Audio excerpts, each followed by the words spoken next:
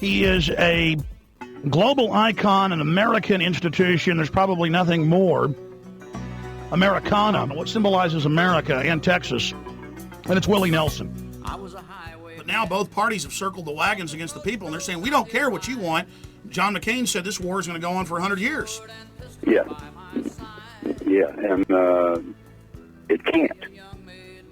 It just can't. We can't let it go on another year. I mean, it has. The other day I was getting interviewed. Somebody said, what would you do if you were elected president? I said, I would stop the damn war.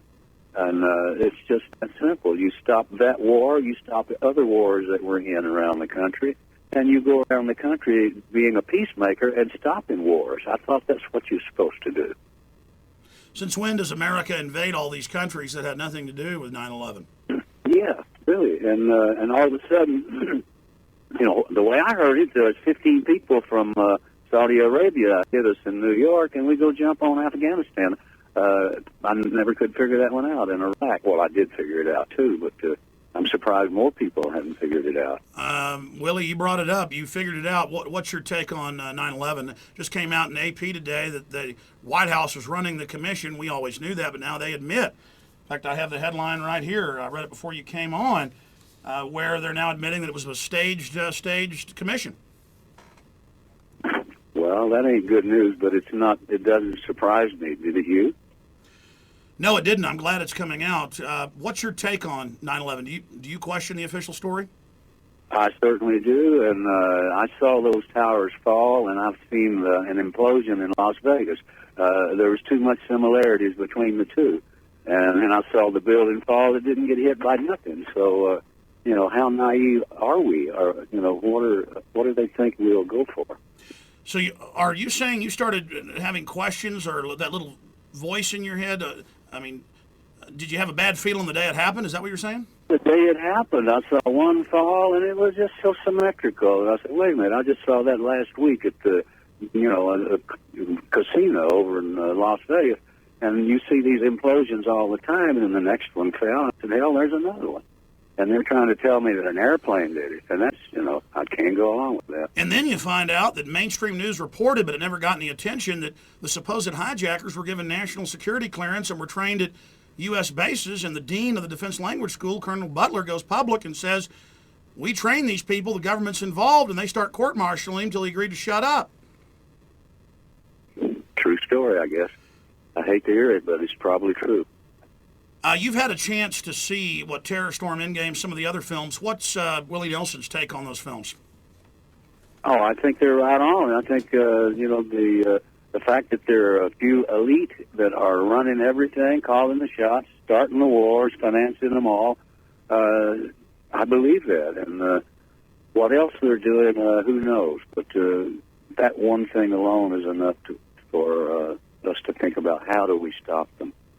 Well, the proof is in the pudding. If you've got on every issue 75 to 85 in all the major scientific polls of the people are against everything this government's doing, we send the Democrats to Congress to end the war, they increase it, and now they're saying they're going to be there 100 years, Hillary and McCain. I mean, that to me, that is a small group running things right there in front of us.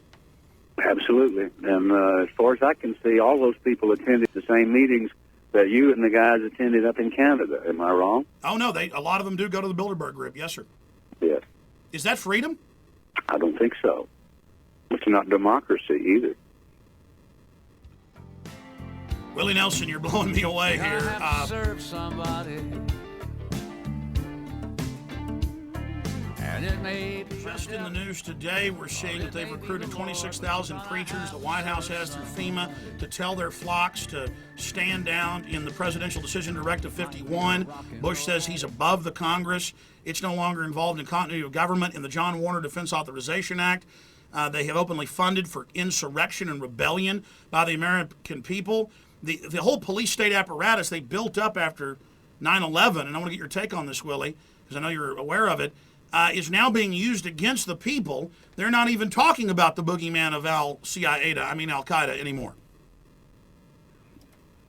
No, and I do believe that it's a long time till Election Day, and some sort of national crisis could put off the elections, and we could have George in there 10 years longer.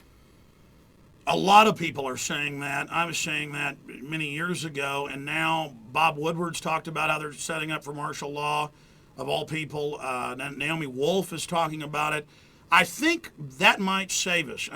I'm seeing a light at the end of the tunnel, but I think you're right. I think that's a great danger. If that did happen, a nuke went off, a biological weapon was released, or terrorists supposedly blew up a bunch of other buildings, what do you think the response of the population should be if they announce we're under this new emergency, or it could be an economic emergency, and Bush is going to have to stay on to save us? Well, I would hope that we'd be smarter than that, and I would hope that we'd say, no, we're throwing all you guys out and we're starting over. You can stop the elections if you want to, but you can't stop the people.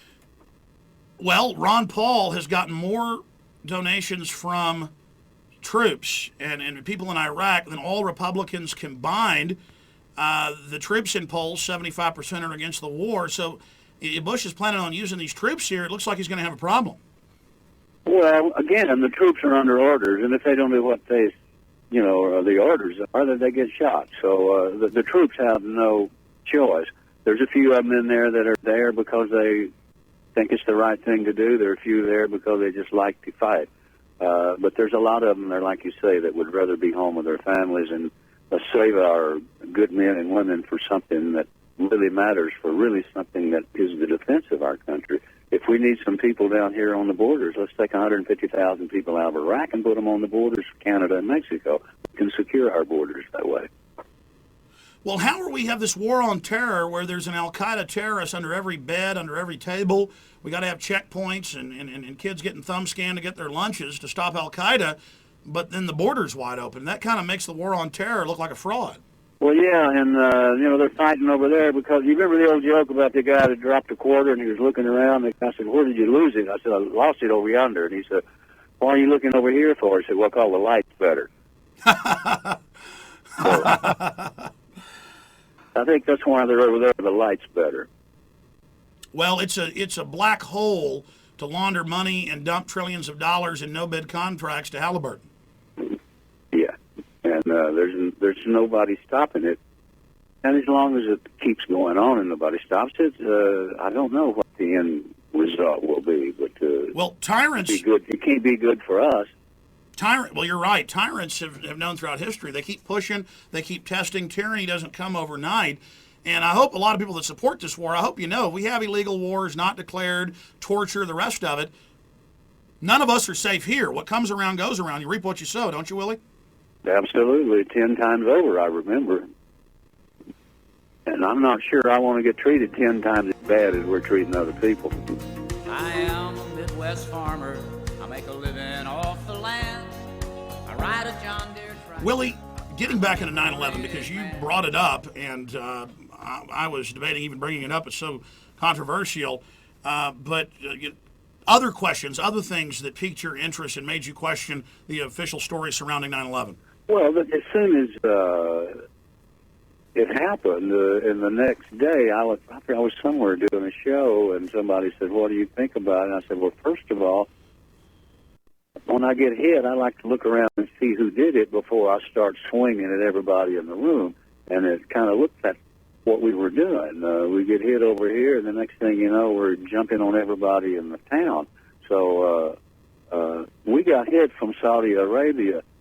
I think we have some questions that need to be answered from those folks. Again, Newsweek reported a week after 9/11 that in the 6 months before, they had massed carrier task forces, 44,000 U.S. troops, 18,000 British troops in Tajikistan, Uzbekistan surrounding, and that Bush on September 10th signed the order in the next week to attack Afghanistan. Man, what timing, Willie, that he signed the attack order the day before. Yeah, I wonder how that happened. I mean, how smoking gun is that? Yeah. I mean, what does it take for us to realize that, we're having the wool pulled over our eyes one more time?